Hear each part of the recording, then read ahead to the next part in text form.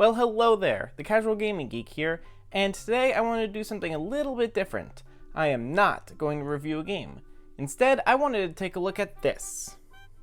This is a RAD2X from Retro Gaming Cables. It's a plug-and-play device that allows you to connect older consoles to modern TVs using HDMI. Now this one specifically is for any Nintendo console that uses the MultiAV output, so that'd be the Super Nintendo, the GameCube, the N64, or the AV Famicom. Now this is also available for the Genesis, the Saturn, and the PlayStation, but I don't have any of those consoles, so today we're only going to take a look at the Nintendo version. The RAD2X is based on the well-known RetroTink 2X. In case you don't know, the RetroTink 2X is a line doubler for older video game consoles, and it's generally considered to be pretty good. The RAD2X takes the same technology from the RetroTink and built it into a cable, making it a much more simple plug-and-play solution. So what exactly does this thing do? Well, mainly it's a line doubler, allowing you to output a 480p image from these older consoles. But what I think is a little bit more interesting is the RGB functionality.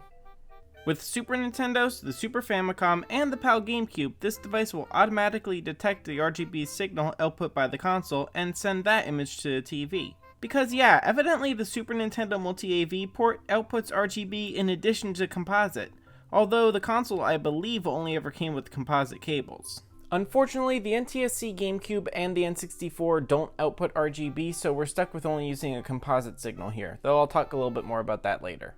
So, how do we use this thing? Well, it was designed to be a simple plug-and-play solution, so all you need to do is plug the cable into the MultiAV port on your console, and then connect the RAD2X to your TV with an HDMI cable.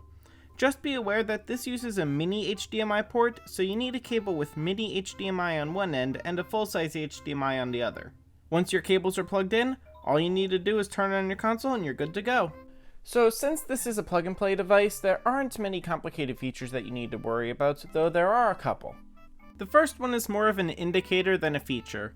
The case around the circuit board is translucent. When the console is on, you can see that there's an LED lit up on the circuit board. This LED indicates if the RAD2X is currently using a composite video signal or an RGB signal. A yellow LED means composite and purple means RGB. And this is a nice feature, except it's kind of unnecessary and a bit annoying. Since, as far as I'm aware, you can't choose to switch between composite or RGB, you don't really need to know what mode it's using. And it's annoying because the LED is really bright, so if you're playing in a dark room or if your console's on a dark shelf, you probably want to either hide the LED or cover it with tape so it's not shining in your face the whole time. One of the other main features is a little bit more interactive and useful. You might have noticed the switch on the top of the case. This switch is the toggle for the built-in smoothing filter. This smooths the edges of the image to, in some cases, greatly improve the image quality. I'll talk a little bit more about that in a bit. So, while I'm talking about features, I do need to talk about something that really annoyed me with this thing. Looking on Retro Gaming Cables' website at the listing for this, I see in highlighted text, optional external micro USB port for power in case of issues with aging power supplies or incorrectly rated aftermarket power supplies. But when I got my cable, I noticed the USB port was covered by a piece of plastic. I could still see it was there, but I couldn't access it. So I sent Retro Gaming Cables an email asking about this to see if it was still a feature or if maybe it was something that had just been removed and the website never been updated. And the response I got I feel was a little bit weird. Basically, they said that 99% of the time, no one should need to use the external USB power, so that's why it was covered. But that still seemed a little bit weird to me since it's advertised as a feature on their website. So I wrote back for more clarification, as while most people won't need it, some people might actually use this port, but they don't have access to it anymore. To this, they responded that the USB port was originally just for powering the device when flashing the firmware to it, and the port was covered because this was originally advertised as a standalone device, which wouldn't need external power. So, I do understand their reasoning, although I do think it is completely backwards and, quite frankly, stupid. Some people might actually need to use external power, and it's advertised as a feature in highlighted text on their website, but then they go and cover it to make it really hard to actually access this feature? Yeah, I was annoyed, so I cut the little bit of plastic off. I didn't really have a reason to, but it just really bothered me that they would basically lie on their website like this. If they want to advertise it as a simple plug-and-play device, that's great. Just don't advertise a feature that some people may want to use and then make it very complicated to access. Well, seeing as I now had access to the USB port, I had to try it just to see how it worked. And it introduces a lot of noise into the image. Like, a lot. Now, maybe if I used a higher quality cable, it would be better, but I doubt it. But it doesn't really matter for me, as I'll never actually need to use this feature. Alright, so now to talk about the user experience. First, the image was a lot darker than the composite cables, so I had to fiddle with the brightness and contrast on my TV to make it look okay. But that's fine, and it's not really the end of the world. Now that I have it figured out, I shouldn't need to adjust it again. Just be aware that you may need to make some adjustments on your TV. So first, let's take a look at using this with a Super Nintendo. And all I can really say is that it looks amazing. This footage is just captured with my phone pointing at my TV, so you may not really be able to tell that well, but it just looks great. Everything is vibrant and sharp, and really I couldn't be happier with how this looks. Looking at the direct capture using my Elgato, you can really see how nice this image looks. I don't really have a good way of capturing the composite video, but trust me, this is way better. Now let's address the smoothing filter. I tried it, and I really do not like it on the Super Nintendo. Everything just ends up looking bumpy and not right. So I don't use the filter with any Super Nintendo games. Next, the N64. And this is where things get a little bit more complicated. First, it does look good. It definitely looks better than the composite cables. However, like I said before, the N64 doesn't output an RGB signal natively, so the image here doesn't look quite as good as the image from the Super Nintendo. That being said, there are mods you can install in an N64 to send RGB to the MultiAV port, and Retro Gaming Cables actually recommends this on their website. So at some point in the future, I'll probably get one of those mods, and then I'll post an update as to how it looks with the mod versus without. As for the smoothing filter, I think it's actually useful here. The N64 tends to look a bit jagged and harsh, and while that may work for most 16-bit games, the graphics on the N64 just look better with that smoother look.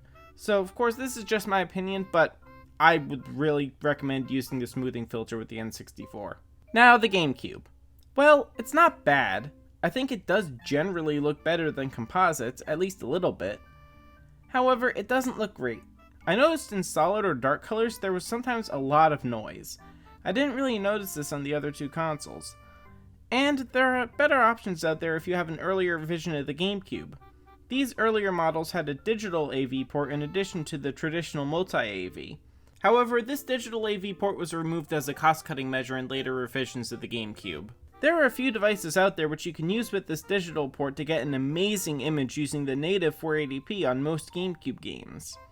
However, if, like mine, your GameCube only has the multi-AV port, you're stuck using the interlaced non-RGB signal, which doesn't provide nearly as nice of a picture. Now for me, this really isn't a problem. I mostly got this to play Super Nintendo and N64 games, and to be able to record footage from these three consoles. And I do have other options. I have an adapter for my Wii to output HDMI, but that introduces a lot of noise into the image, so I rarely use it. This is just a convenient way to capture GameCube games for me, at least until I upgrade to one of the digital solutions. I will say that, like with the N64, the smoothing filter, in my opinion, really benefits games on the GameCube as well. I did have a small problem while testing that I want to make people aware of in case they have the same issue. I plugged the cable into my GameCube and into my Elgato capture card, and while it works fine using my Super Nintendo, I found that the GameCube's image was really jittery along with a couple N64 games. I hadn't really noticed this on my TV, but it was super apparent on the capture card. It took me a while to realize that this was from the deinterlacing. I found that the solution to this was to set the Elgato to 30 FPS instead of 60. I don't think this is the fault of the RAD2X itself, and I think it's just a side effect of the deinterlacing. Still, I wanted to make you aware of it in case you have the same issue. So, the RAD2X. Overall, I think this is a wonderful device. It makes playing old games on modern TVs super simple, and in some cases the image looks fantastic. Now again, I am kind of annoyed about the situation with the USB ports, but it's not really a deal breaker. If it wasn't advertised as a feature on their website, I probably wouldn't have cared at all.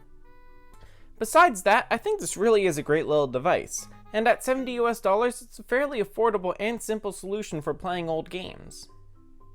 Now, it can be a bit difficult to get one at the moment as they're rarely in stock, but it seems pre-orders are usually open on the website, so if you want one, you can order it, but you may have to wait a couple months before you actually get it. Now, it may not be the best solution in every case, but if you're just looking for a simple way to play some old games on your modern TV, you really can't go wrong with the RAD2X. Thank you so much for watching. If you enjoyed the video, please leave a like and consider subscribing. Are you thinking of picking up one of these cables? If so, what system are you most excited to play with it?